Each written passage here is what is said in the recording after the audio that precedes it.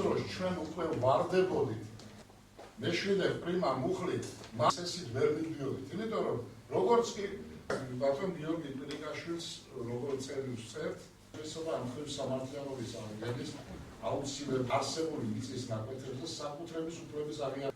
საკუთრებაში ვერ მიიღო მიწის ნაკვეთები. კანის მნიშვნელოვანმა ნაწილმა ვერ შეძლო ფიზიკური და ქობულეთისა და ხელვაჩაურის მუნიციპალიტეტების სოფლების საკრებულოების მთავრობამ დადგენილ ვადებში წარმოგვიდგინა აჭარის 2014 წლის რესპუბლიკური ბიუჯეტის პროექტი და ასევე წარმოგვიდგინა პრიორიტეტების დოკუმენტი, რომელიც ჩვენ დღეს ბიუროზე ჩავსვით კომისიებში, 2 კვირის განმავლობაში კომისიები განეხილავენ და მიიღებს გაწყვეტილებას ბიურო ამ დოკუმენტთან მიმართებაში. პროექტები არის ისეთი პროექტები, რომელიც სახელმწიფოს აქვს დასახული, ეს არის ჯანმრთელობა, ეს არის სოფლის მეურნეობა, ეს არის ტურიზმი და ასე შემდეგ.